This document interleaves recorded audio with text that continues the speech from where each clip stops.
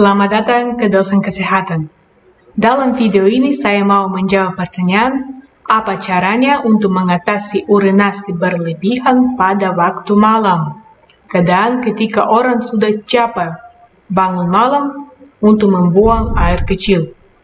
Oke, pertama sekali, kenapa orang mulai sering membuang air kecil waktu dia seharusnya tidur? Saya kasih tahu tentang dua jenisnya pokok pada gangguan proses urinasi. Yang pertama, dalam keadaan diabetes insipidus yang memblokir hormon bernama vasopresin. Akibatnya tubuh manusia membuang terlalu banyak air kecil. Dalam diabetes insipidus, orang selalu mau minum banyak air dingin, selalu haus, tetapi sebagian besar airnya dibuang saja. Kenapa? Karena hormon vasopresin yang fungsinya untuk menjaga urina dalam tubuh diblokir gara-gara diabetes insipidus. Nah, ini hubungan di antara diabetes dan urinasi berlebihan. Tetapi di samping diabetes insipidus ada diabetes mellitus.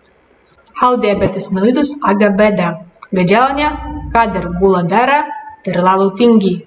Terus, apa yang terjadi? Gula berlebihan masuk ke dalam ginjal, terus ke dalam urina. Dan kemanalah masuk gula, kesitulah ikut air. Jadi orang sakit diabetes mellitus membuang air kecil sering dan lebih banyak karena ada gula dalam urinanya. Dan sekarang tolong perhatian, dua-dua keadaan itu diantaranya tidak ada batas yang tertentu. Misalnya orang sakit diabetes mellitus bisa mengalami gejala-gejala diabetes insipidus. Dan hubungan yang lebih penting bahwa semua jenisnya diabetes mulai dengan satu keadaan umum yang lambat laun menjadi diabetes. Dan nama keadaan itu resistensi insulin. Karena itu saya kasih link di bawah kepada video pokok tentang pengobatan resistensi insulin secara alami. Dan juga saya ada video yang kedua tentang tambahan makanan alami yang mengatur insulin. Jadi ketika kita mengurangi resistensi insulin, kita mengobati diabetes insipidus dan diabetes mellitus dengan semua gejala-gejalanya, termasuk urinasi berlebihan pada waktu malam. Tetapi, apa langkahnya yang pokok yang harus dilakukan agar bisa sembuh mulai sekarang? Oke, untuk sembuhkan resistensi insulin dan tidur secara nyaman tanpa membuang air kecil sepanjang malam, kita mulai dengan 6 hal yang terpenting. Yang pertama dan yang paling pokok, hindari semua gula, termasuk gula tersembunyi. Sebelum membeli apapun, selalu baca kandungannya. Gulanya harus kosong, kalau begitu boleh membeli. Yang kedua, hindari snacking di antara hal makan pokok. Kenapa? Karena bahkan jika snacknya sehat seperti sebuah alpukat, tiap snack dan tiap hal makan tingkatkan insulinmu. Tidak baik kalau mau mengatasi resistensi insulin. Yang ketiga, kurangi jumlahnya hal makan yang pokok juga.